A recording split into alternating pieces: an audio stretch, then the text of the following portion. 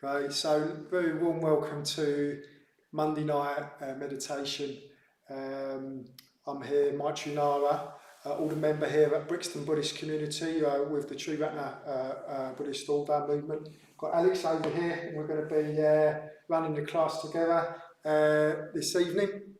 We also got Jack and Cheryl here running the tech and setting up for us. So, yeah, really good opportunity to gather together, to meditate together, to support each other in our meditation practice.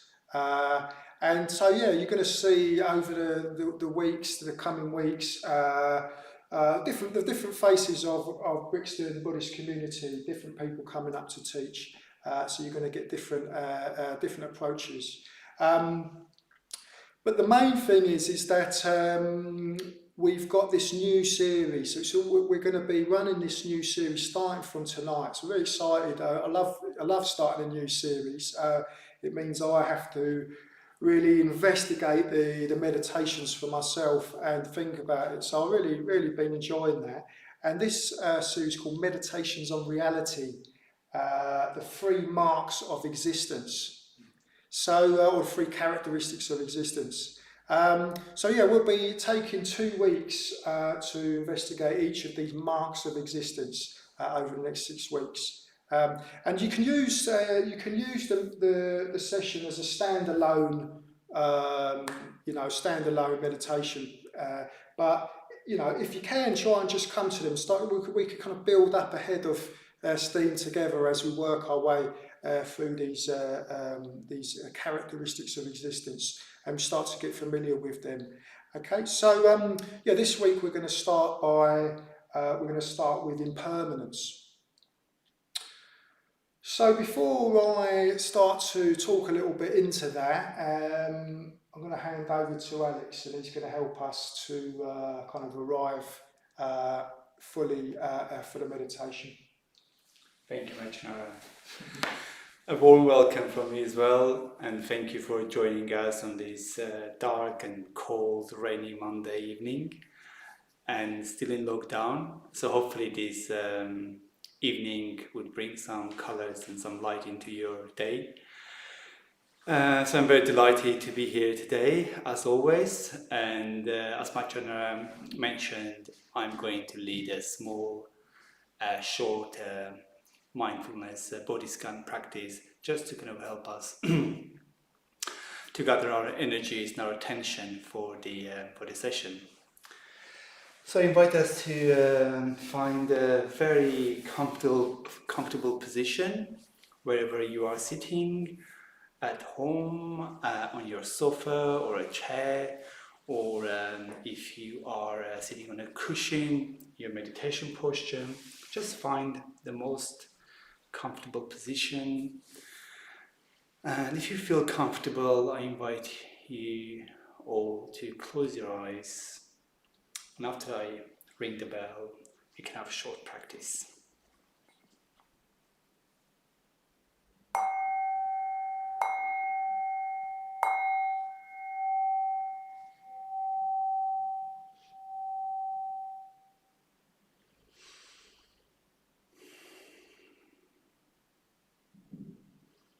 Okay, let's bring all our awareness to our bodies. Let's feel the weight of our body on a chair, on a cushion, whatever you're sitting on. Let's see if you can feel the force of gravity keeping us on our cushion or a chair.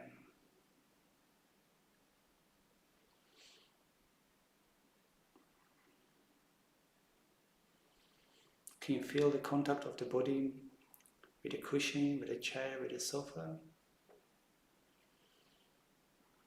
Can we feel the force of gravity keeping us wherever we are?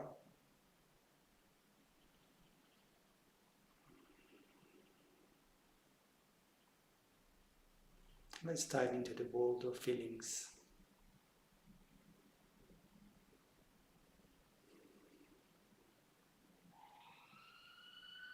Can you find any sensations there? Where your body touches your chair or cushion?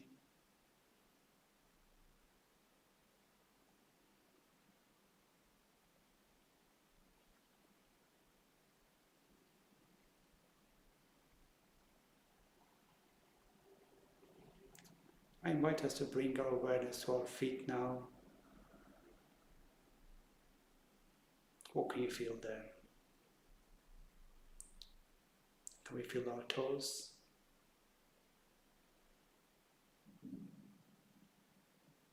Let's explore for a few seconds. What are the sensations?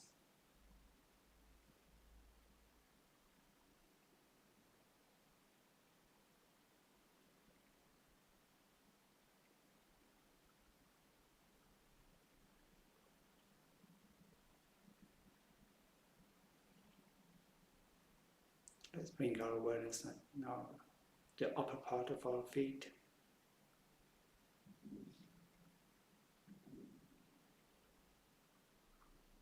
Bring your awareness to your legs.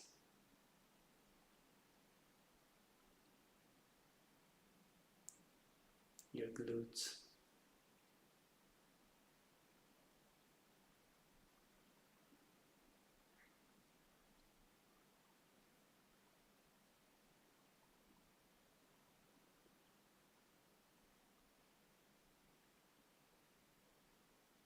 Feel your entire feet.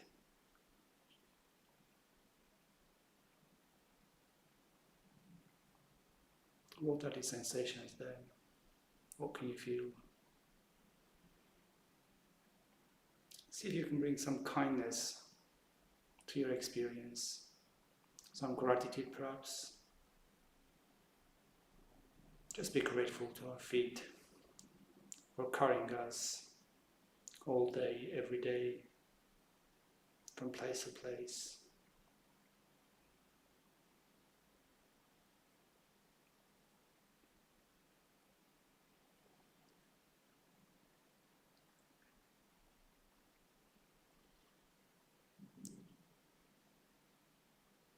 Let's leave the feet and move to our tummy and see what we can experience here.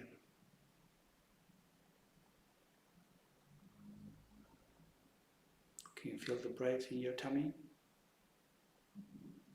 What are the sensations?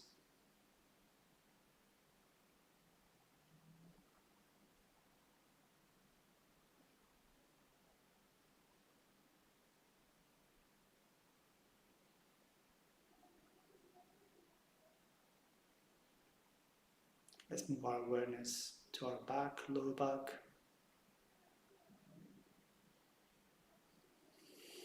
Upper back.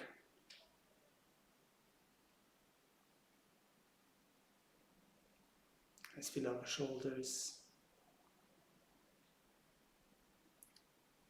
We carry lots of pressure and tension in our shoulders. Let's just drop our shoulders. Drop the heaviness of the day. Just feel relaxed. See if you can keep that kindness in your awareness.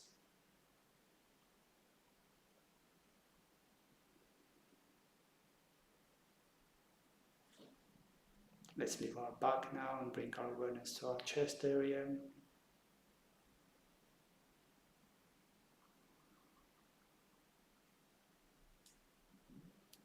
Can we feel our heart chakra?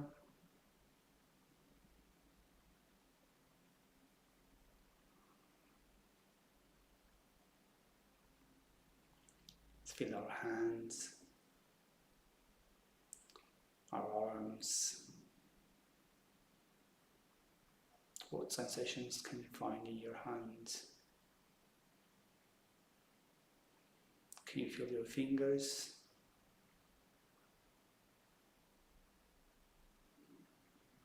Again, perhaps you can be very grateful to our fingers, to our hands.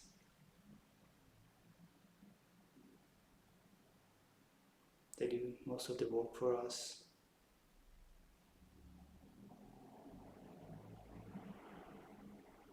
What are the sensations?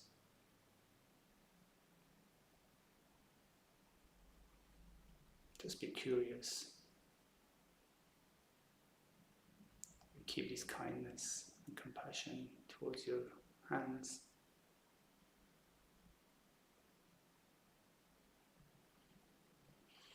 Let's now leave our hands and move to our neck, our throat. What are the sensations here?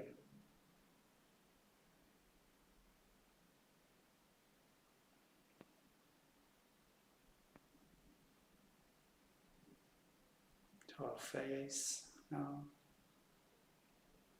Just relax the face, relax the muscles.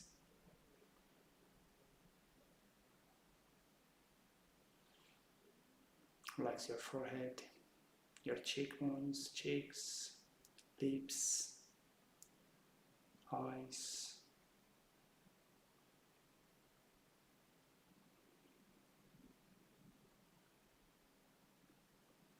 On top of your head.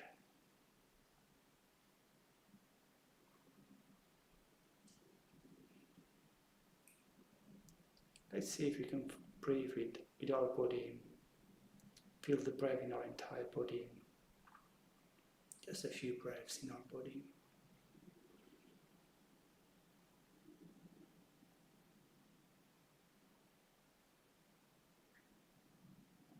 Okay.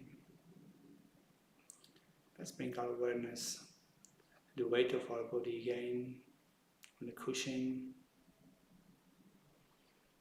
Become aware of your environment, wherever you are.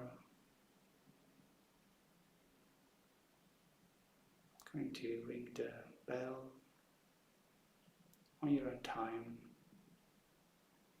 Slowly, if you have your eyes closed, open your eyes.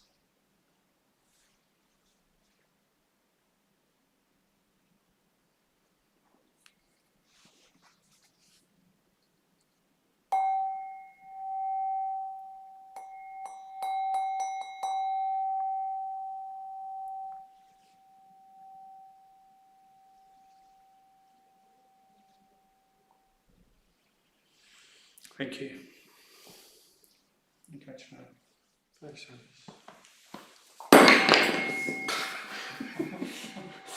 Alex has thrown a bell at me. Okay, let's see if see who's around. See if anybody's let us know that they're here. I didn't actually invite anybody to do that, but that is a kind of bit of a tradition on Monday nights. It's just to put something into the chat box to say, well, say that you're here, so we know that you're here meditating with us, and you can say where you're from or how you are just now, or anything else. So there's a few people here. I've got Tamsin. He says to say hello to Alex. Love Ed and Tam. Hi Joe. She's in Tulse Hill. Debs. Hi Debs. Nadia. He says lovely meditation. Thank you, Alex. Hi Sarah. Hope you're settling in Sussex. Cam. Hi. Good. Glad you made it, Cam. And Daisy May. Good to have you with us. Anna and Camilla.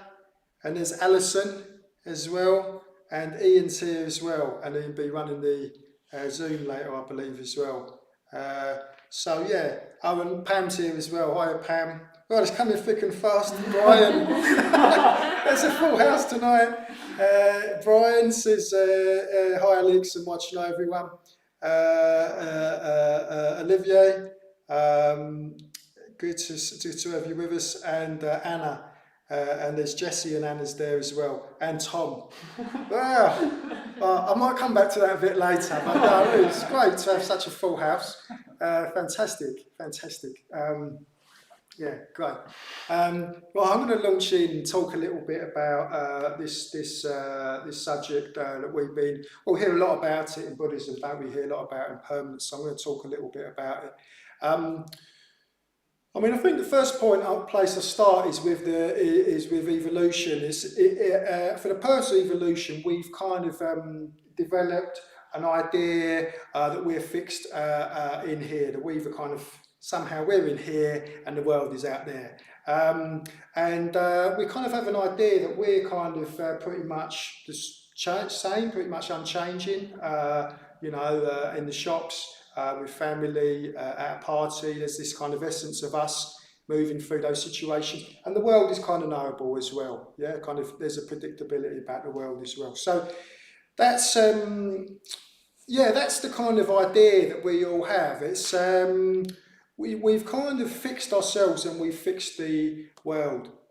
And it's common sense, isn't it? In a way, it's like it almost seems crazy, seems outrageous to kind of question that. That's how it feels, doesn't it? That's how it feels. So, but what the Buddha pointed out is this is a very good, practical, utilitarian purposes. You know, we can I can talk to Jack, he can talk to me, I can manipulate items, and so on. I can know that what's going to be outside of my door when I open my door. So for certain predictive purposes, this is all very reasonable. But what the Buddha said, and this is the kind of outrageous bit, is he said that by taking this too kind of literally in a way, is the source of our source of our dissatisfaction, source of our discomfort. So let's have a look. Let's have a look at that. So I suppose what he was doing is he was encouraging us to explore, encouraging us to investigate for ourselves, to look into our actual experience, how things actually are, and to see whether this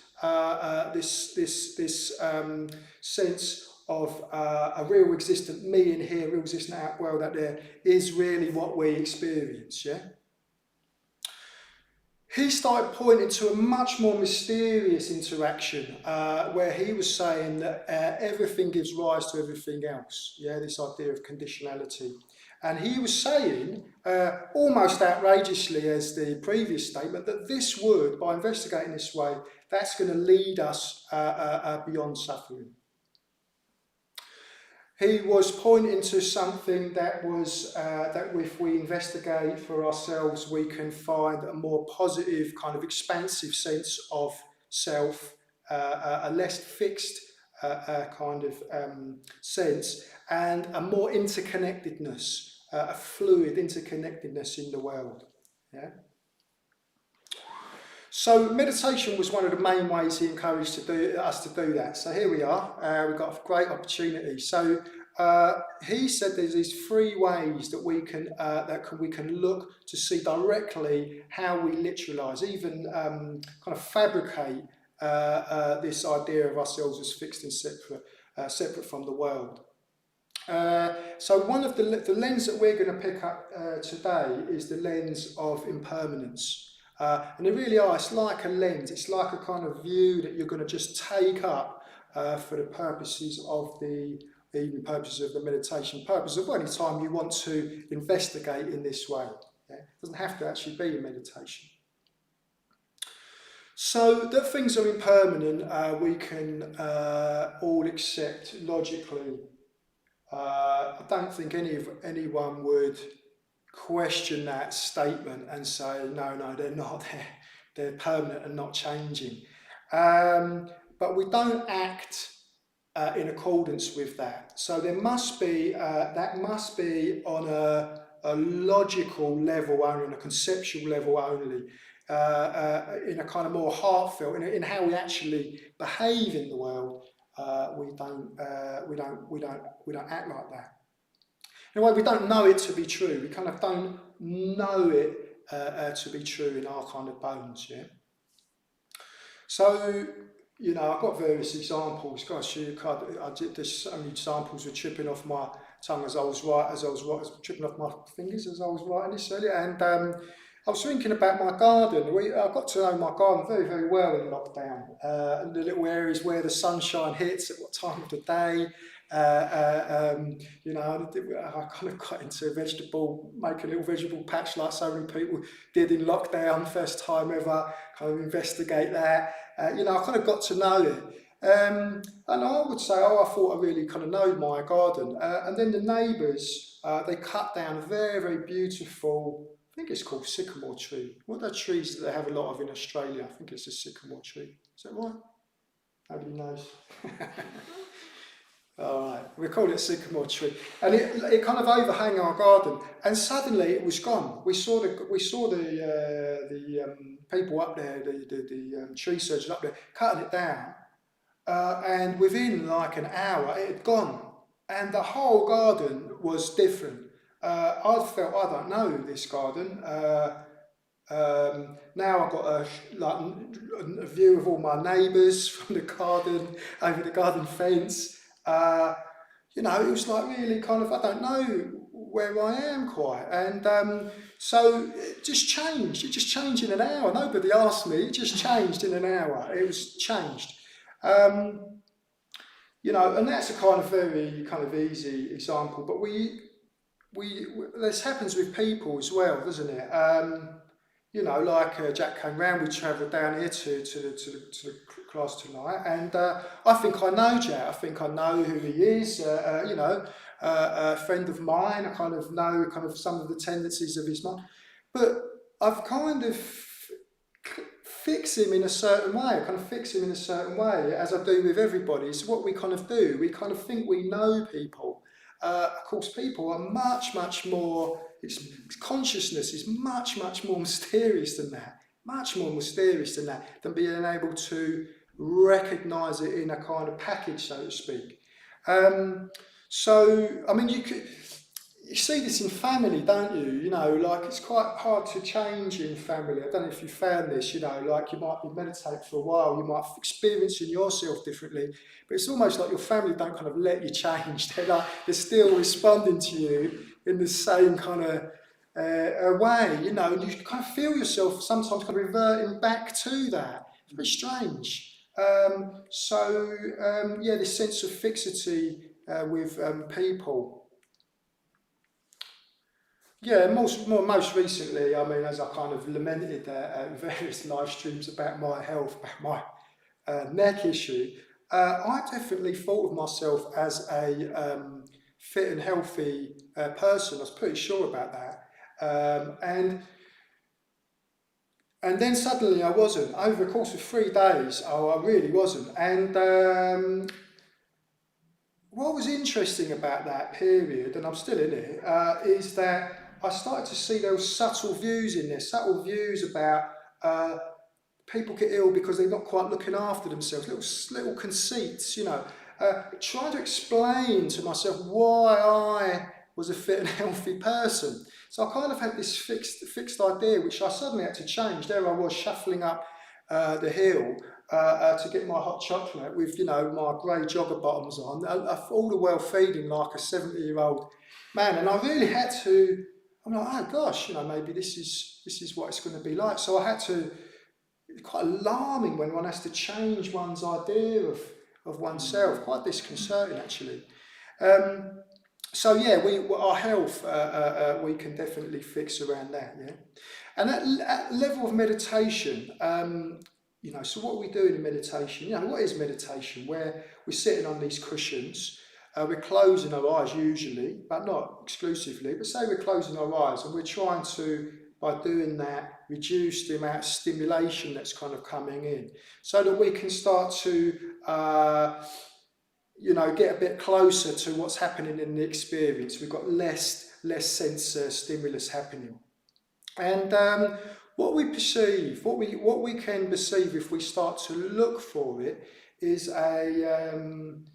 change. Yeah, it's change. It's inconsistency. It's impermanent. A flux, changeable. Everything is changeable. Very noticeable. Even our attention is fluctuating. You probably zoned out. You might have even looked at something on eBay while I was talking. You know, you never. I don't know. You know, you'd be able to do what you want at home, can't you? But the point is that even our attention is fluctuating. So nothing is kind of very difficult to find anything in our actual experience when we're meditating that's in a solid, steady state.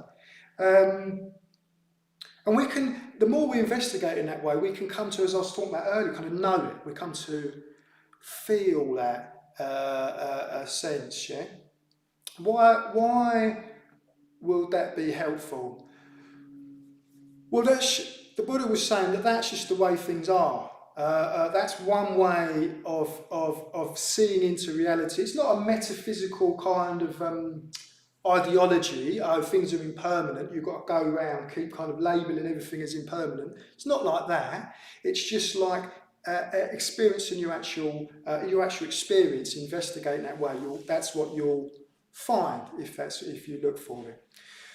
And two of the things that you can notice happening in your meditation as a result, I think are very interesting. So the two of the things that I'm going to point out is that we have this kind of semi-conscious belief that we're going to get stuck in whatever state we're in. So if you close your eyes to meditate and you feel your body as uncomfortable, you might start to feel, oh gosh, that's a fixed, steady state. Oh no, I don't really want to do this. But of course, by gathering confidence in meditation, you gather the confidence in being able to sit with discomfort and see it change. Yeah? In the same way,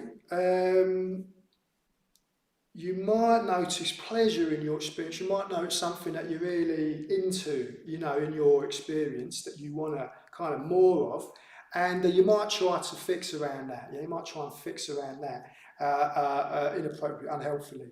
Yeah, so it can help you kind of hold the joys and the effervescence of life without trying to grab onto it, which isn't really possible. So we're going to investigate impermanence in this way, and by doing so, we can try to loosen up this sense of fixity and separateness. This sense of me in here and experience happening kind of out there in a way.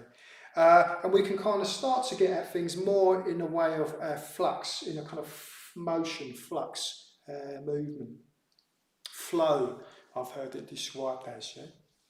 So, we're going to investigate for ourselves, and then we're going to be doing these guided meditations. So this week we're going to look at one aspect of impermanence, which is that things change over time. Yeah, they change over we're going to look at the kind of temporal nature of things, things changing over time. And next week we're going to look at a different aspect of impermanence. So what we'll do we'll use as our kind of base is the 4 stages of the mindfulness of breathing, the classic 4 stages that are taught in Sri Lanka centres anywhere in the world that you go. So the first 2, you don't need to know them. You may well know them, but if you don't need to, because I'll guide them through. The first 2 are really to steady the counting phases are really to steady our attention. Yeah.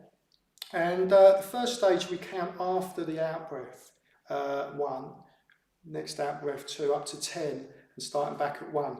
So we start to bring into focus the out-breath. It's kind of endings. We're starting to mind endings, the experience of the out-breath. Yeah?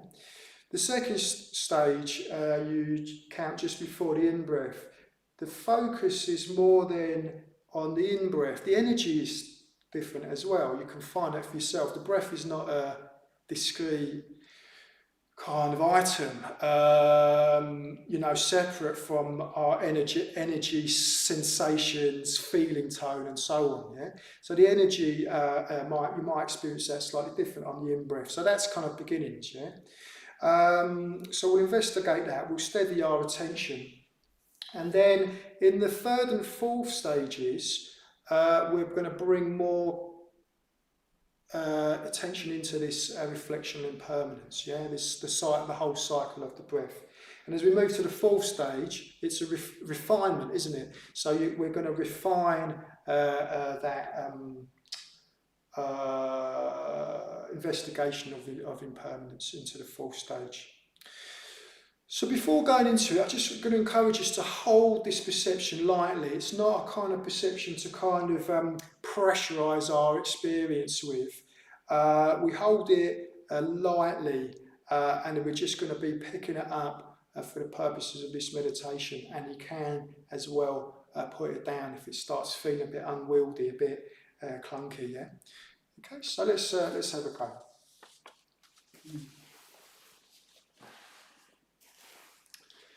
So let's have a go. So get yourselves into your meditation posture.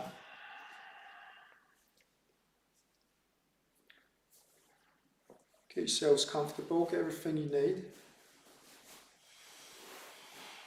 It's going to be about a 20-minute sit. So we just start off where we left off really with Alex's body scan. So we just rest the mind in the body.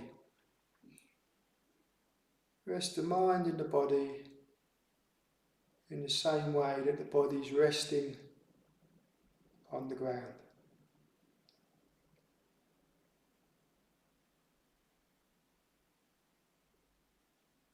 And we can feel the weight dropping into the ground, feel the sensations present. Just allowing our weight to drop into that contact.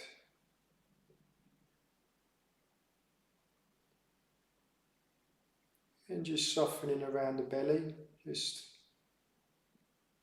letting go any holding in the belly.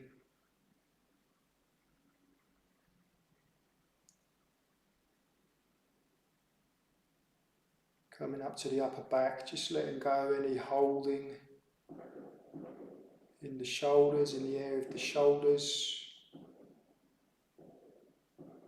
in your face, around your eyes. Just letting your eyes go into softer focus behind the eyelids. Face softening.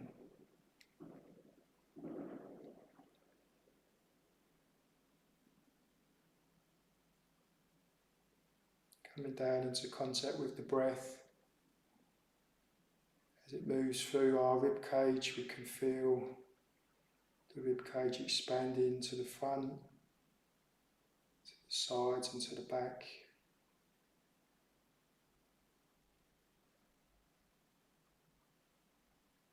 Some expansion in the belly with the in-breath.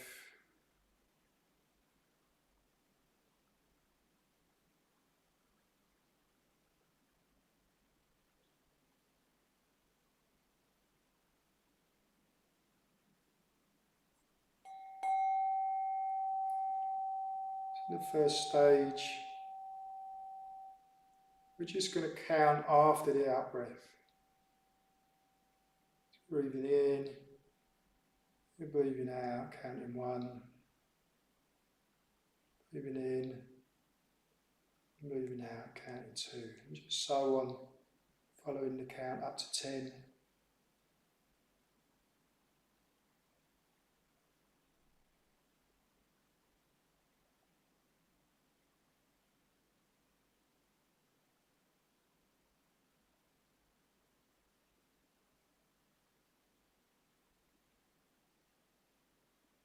We feel the sensations of the out-breath.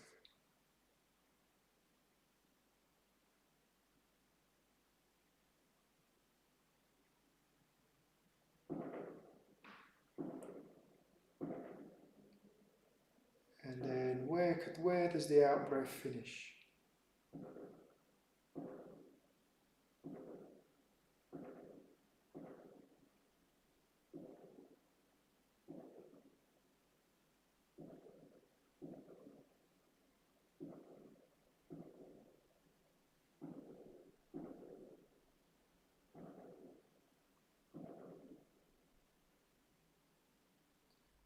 Not forcing our attention, just relaxing, staying at ease, just noticing ourselves breathing.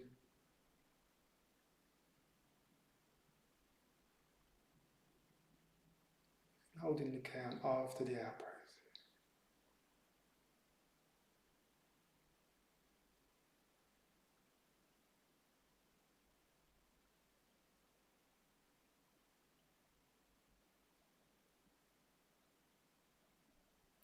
Start to notice the energy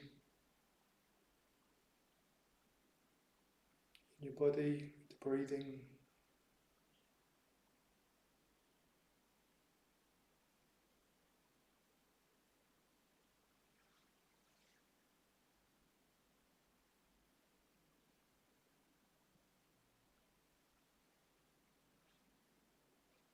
Notice any ideas of whether you're into this or not into this. And just letting that all be there around the breath.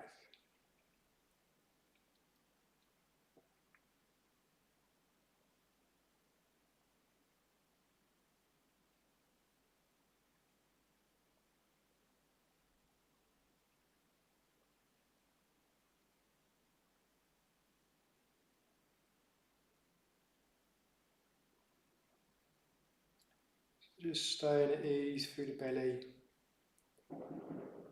ease through the shoulders and your face.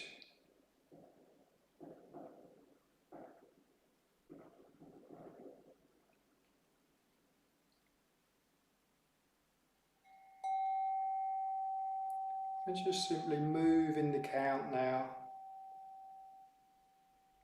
So just before the in-breath.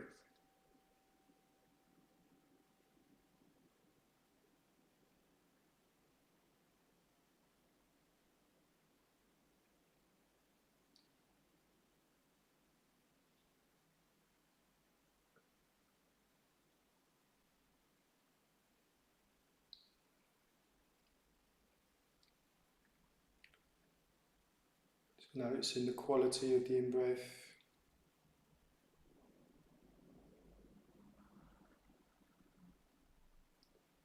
The energy of the in-breath.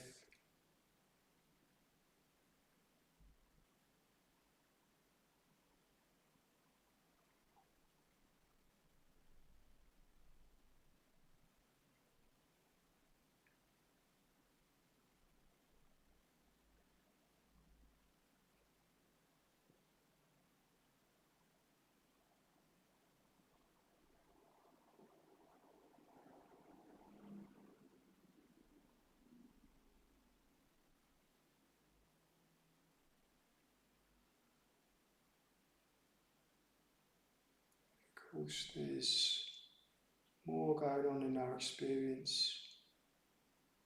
The sensations, the energy we can feel in our body.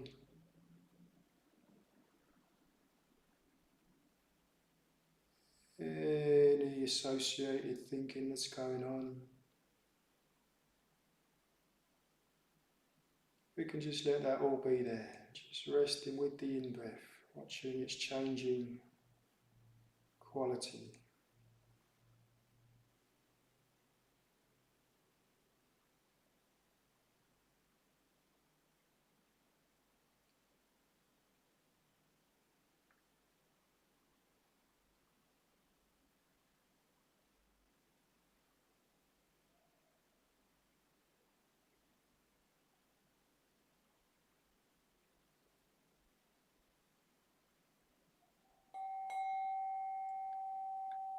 We're going to just drop the counting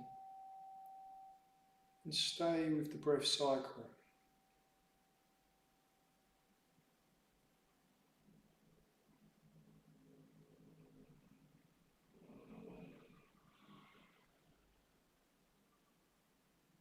Noticing the nuance of what happens after the out-breath, the lull, the change in energy with the in-breath.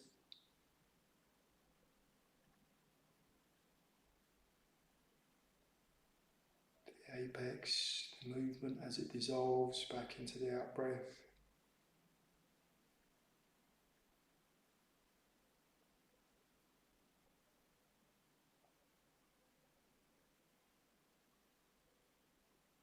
And you can also just notice your system calming down.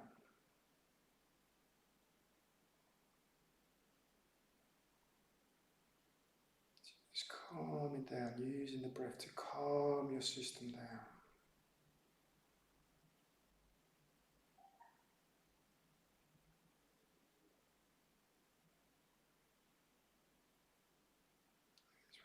calm down, the quality of our attention starts to change.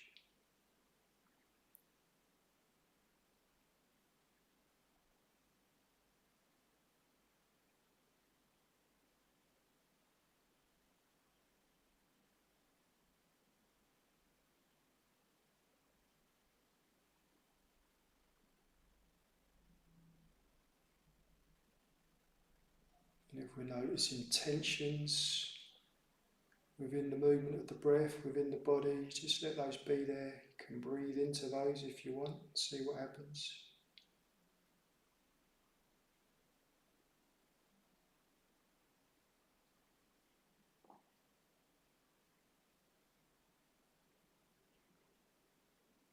Allowing the breath to soften the body.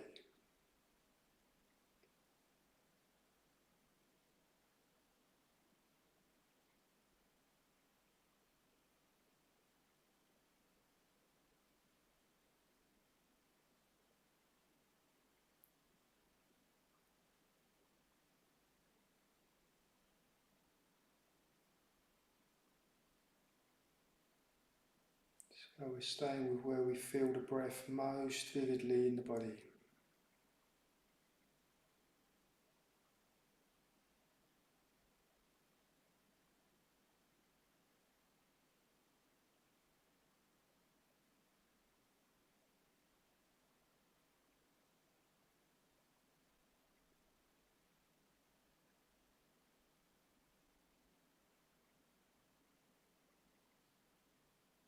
Sensing the change, we move through the cycle of breath, feeling the change, even enjoying it.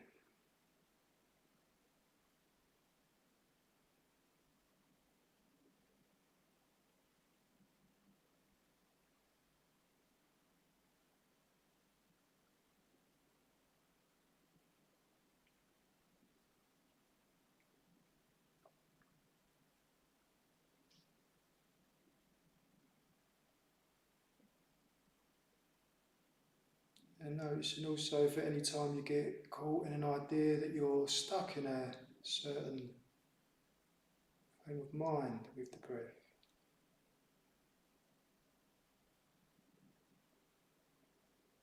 Is that true? Can we be caught in that?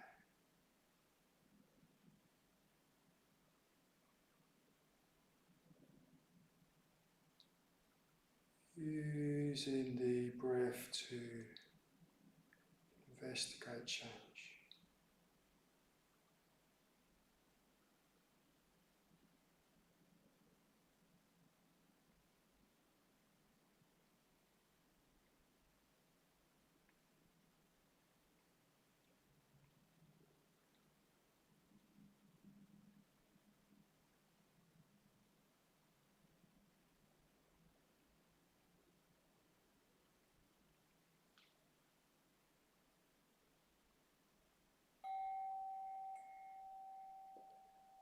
Now we just subtly shift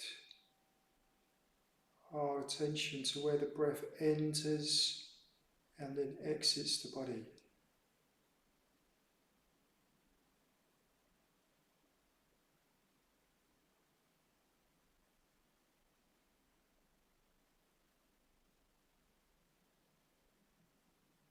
Can we find the breath there?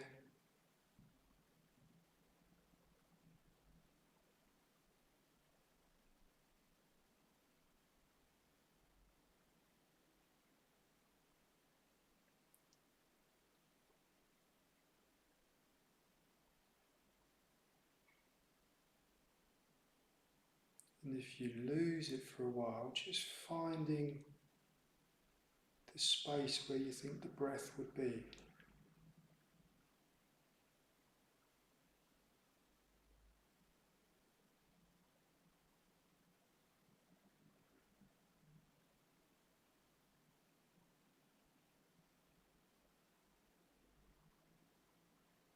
If there's pleasure, just letting that be there, enjoying that. .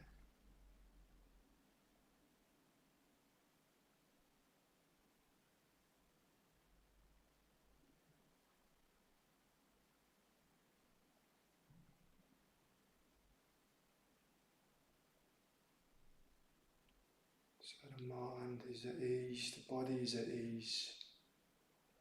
And we're just resting with the breath as it enters and exits the body.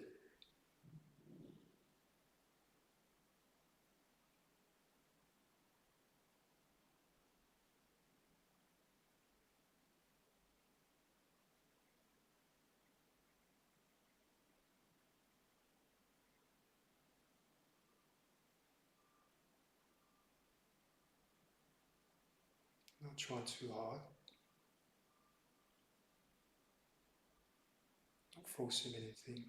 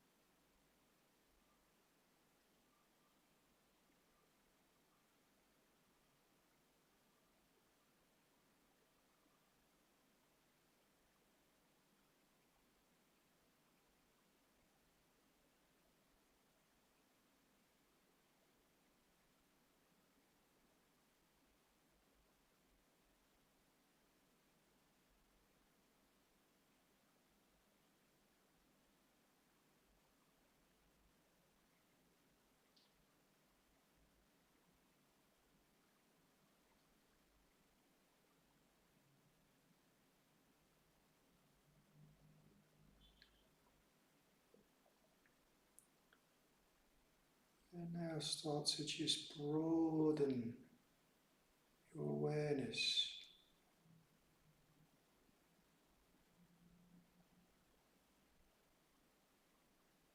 You can still stay with the breath. You can hear sounds, anything permanent there.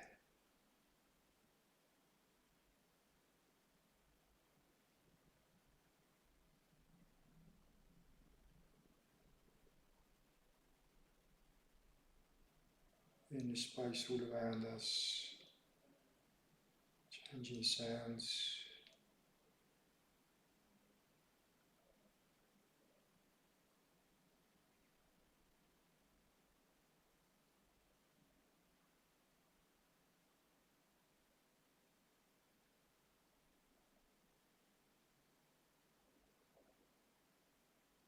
Sensations, broadening out to the sensations of the whole body.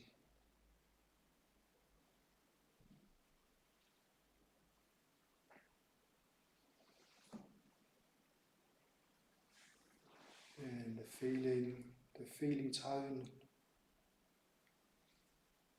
Sensation comes with the feeling tone. You can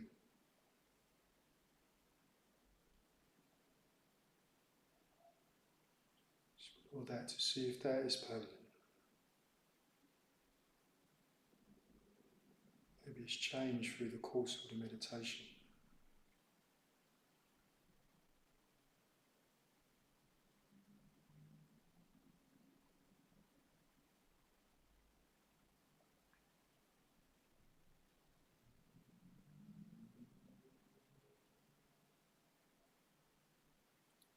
And now just letting go any sense of trying to do anything at all.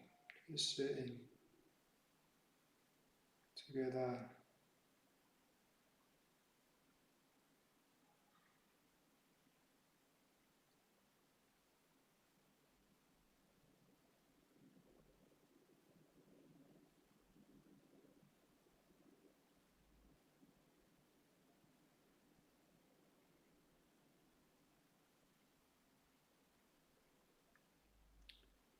Coming back to this sense of groundedness.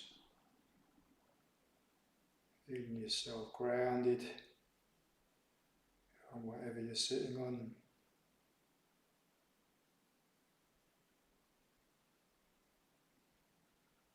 Present here with other people.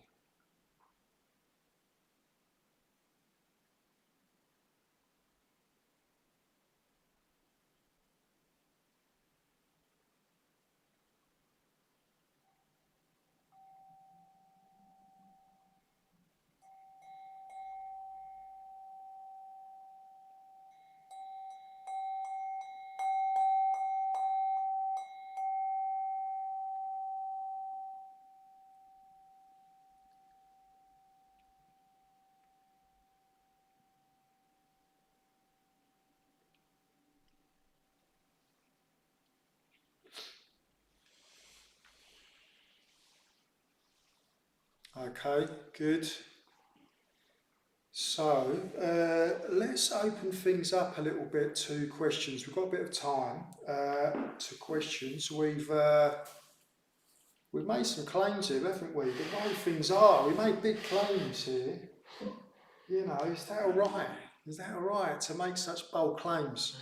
So you could do a comment on that, or you could just comment on how the meditation went, or any other comments or questions.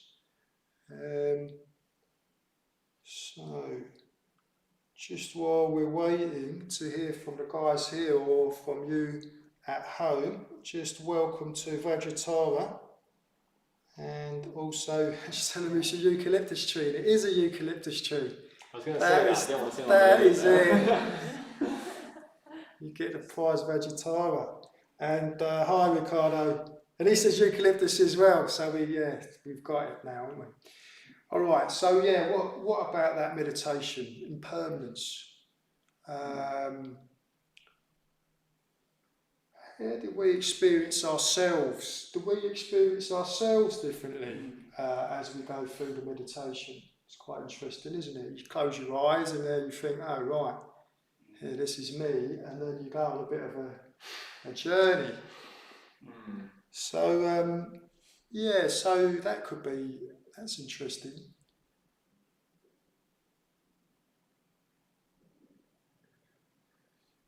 I mean, if there's nothing burning, I'll talk into it a little bit, and do just, if things occur to you, just raise your hands, guys, or tap something in at home. Because I've been thinking about this, I've been exploring this way of looking at things for a while, and one of the good things you can do to kind of reinforce this kind of reflection, or not reinforce it, but to investigate it, is a little exercise at home where you just sit down at the end of the day and you kind of note down all the different phases that you're, well, I'll use a Buddhist word now, chitta, that your chitta has passed through. Chitta is a very lovely word. Chitta means heart, mind. Yeah, so it's not just our thinking and our senses, like where we've been and all the sensual information that's come in, how we've explored the world through the senses through the day, in the various locations, but also the kind of states of our heart, emotional tone, and how that's kind of shifted and changed. And it's a very, very nice exercise to do, actually, because you get this you get this sense of you've been on a real journey that day. You might have thought that you just, I don't know, you had a bit of a humdrum day, but actually it's quite a lot of stuff. It's a roller coaster, as you say, Jack. Yeah, it's a roller coaster.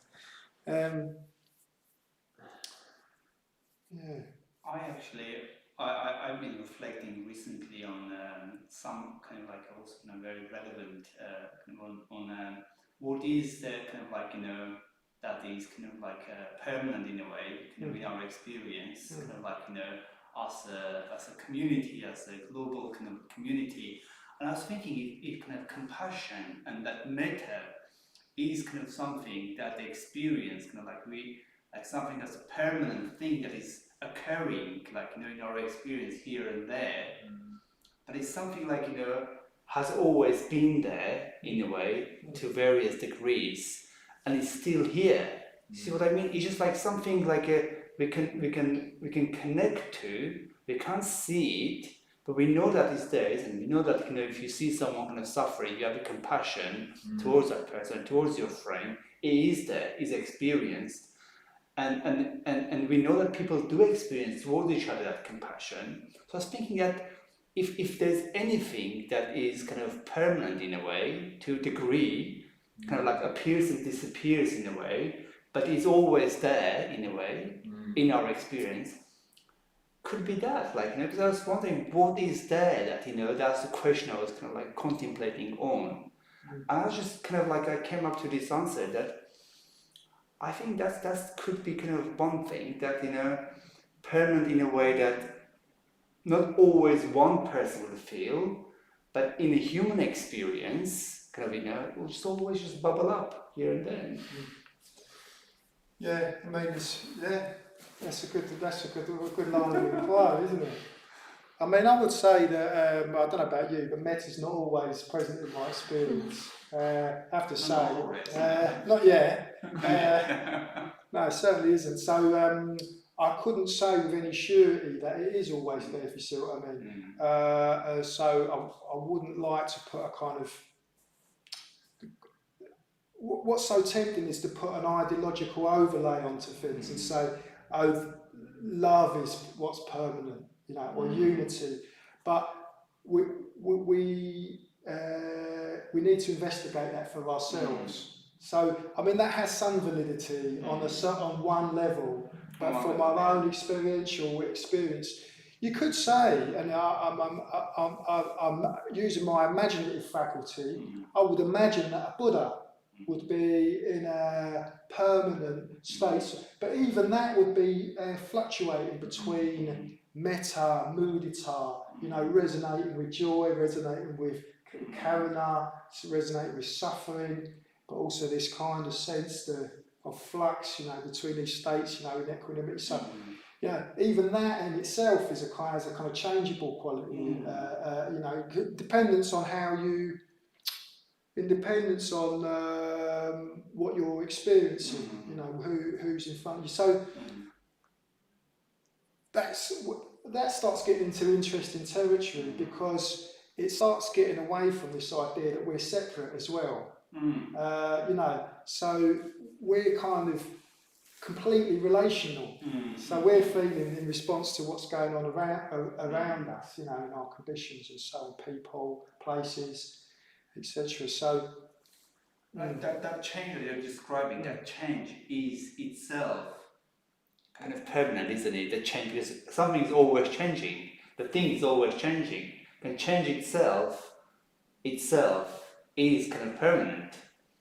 In a way, well, it's not permanent, but it's kind of like the change is always there. Yeah. So what I'm alluding to, the change is always there. And if our perception of change is this kind of loving and kindness, okay, the change itself becomes like this, like a ever-changing, always changing, something very beautiful that we don't very much understand, but like, you know, it's always there, the change is always there. Our perception of that would be kind of like a bad, for example, or good. We all kind of like in our minds label them, but the change itself will always happen in a way. And then kind of, if we just kind of accept the change as something like, you know, just as it is, and see beauty in that, like bringing the kind of this autumn and spring and in our argument, for example, the weather is changing, and I kind of very often complain about the cold, but if you just kind of like remove that complaining and just experience the change as it is, then you say just kind of like it's always there, the change is always there, and it's always beautiful. Well, it's not always beautiful, is it? It's far from always beautiful, because if someone dies, it's not. You have to. I kind of quite enjoy a revocation of change, but I would really question whether we do experience change as always enjoyable and always beautiful. I mean, in a sense, I guess you're hoping to move towards that more in your practice, you know, that even through, you know, strangely through bereavements, there can be, it's a bit almost awkward to admit to, but sometimes there's really beautiful, like poignant feelings that are actually really very enjoyable. You know, you wouldn't kind of, in a certain way, wouldn't shout back. But there is even in the poignancy of change. But I must say that is an ideal, I would say, to see beauty and enjoyment, pleasure in change. Because of course we get caught on stuff. We get caught on stuff that we want. We do it all the time, all the time. Anyway, let me just move over here. Hold on. So, Viranagha says he's a bit late to the party, but he's lovely to see everyone. Ricardo, so he's just given a little bit of a comment about his meditation here. So what he said is that he had laboured breathing, but then it started, by the end it's smooth and lots of ease. And he says it's normal in his meditations to sit through quite a bit of discomfort before he gets the feelings of ease. So that's an interesting one. What do you say about that, Alex? You know, this idea that you start with discomfort and then it kind of, it feels like, well, what do you do with that? How do you instigate the change that you kind of want without trying to force something to happen? That's quite an interesting one, isn't it? And it seems to come with confidence, isn't it? That you can just sit with it and things unfold. I actually resonate with that because in my kind of morning meditations, I start kind of like at least like the first 15-20 minutes, I kind of sit and I just kind of like really feel that unease in a way in my kind of meditation, or kind of not feeling kind of that comfort and kind of like, you know, in a way kind of the beauty of meditation. I think it's all about, as you say, just kind of like being with it in a way and not pushing it away. I think that is my kind of just being with it and just being aware of that discomfort and slowly introducing just kind of elements of kindness in that, you know, just being okay with that. Okay, now that's fine to feel discomfort. That's fine to have, like, you know, just wake up in the morning and it's still a bit dark when I'm meditating, or just kind of like cold. Just having that kind of like, it's okay to have that. Like, you know, having that kind of bringing that slow, that kindness into my awareness. And then suddenly it changes. Like suddenly kind of, you know, at one point you feel okay. You realize, okay, it's already gone. You are already kind of like in a different kind of like a state. Yeah. And I think that, yeah, that's right, isn't it? And I guess that's where, like, the experience of meditating consistently gives you the kind of confidence and trust that you can both be with things like that and it won't kind of overwhelm you, or that you won't get stuck in this kind of state. You can kind of be with it, but neither trying to force change, to try and force something that it's going to kind of, you know, jolly yourself up, you know, kind of in a way. So kind of trusting in the process, I suppose, is the thing, isn't it? Thanks for that, Ricardo. All right, look, I'm going to thanks for that. Thanks for. Did you ask a question? No, you didn't ask a question, did you? I had one lined up, but I think we're out of time. Biting those questions. Ask it later when we get off there. All right, Alex, I'm just going to hand over to you to say a couple of things to finish us off. Yes, so again, thank you everyone for joining us today. And as you have heard maybe before, as you know, we run our classes on donation. At these kind of evenings, we run on donation. We are a charity. We really rely on donation from each of you in order to run these classes. And most of us are kind of volunteers here, so definitely myself and Machina are volunteers here. We just give our time for free.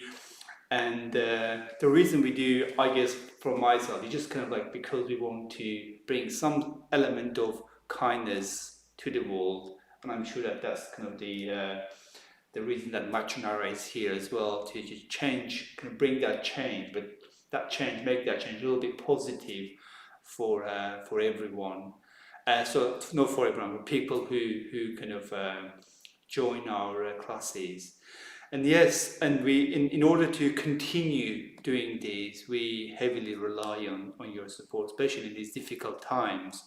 I'm sure it's difficult for lots of people, you know, these days. But so our monthly target is, I think, £2,000. Yeah, £2,000 in order to be able to run this kind of like a 2-3 times a week, various kind of various evenings and classes, and so far we have raised £1,256. So basically we are missing around like let's say 800 pounds. 800 pounds. Yeah. So if anyone could kindly now transfer 800 pounds, we've done this month. No, that was a joke. But yes. So if and we have people who actually kind of donated this week on one of gift donations, And those are Elisa, Manjinder, Deborah, Ian, Lian, Oli, Joe, and Bajratara. So thank you everyone, and for your one-off gift. And you haven't made a gift yet, please consider making one-off gifts or monthly donations to support our kind of our work. And yeah, thank you very much. Yeah, thanks, Alex. All right, well, that's going to draw us to a close for tonight. I just want to flag up the fact that we got this this wonderful opportunity now with the Zoom call. Cheryl's going to put she's done the put it up in the links. Put the link up. So with the Zoom, if you haven't been on the Zoom call before, it's just a really good opportunity to come together with people, talk about your practice, talk about meditation, or talk about anything that's come up from this evening that we've just come on off the back of, yeah. And really good atmosphere. Ian's going to be hosting that tonight, so do really think about just join in, try it out. If it's the first time, just try it out, see what you think. So that'll be kicking off around 1:45. So you've still got time to relax, do what you need to do. Not a lot of time, but you've got a bit of time. All right. So anyway, thanks very much, Alex. Enjoy it, and thanks, guys. And wish you all a very warm evening. Thanks very much. Thank you.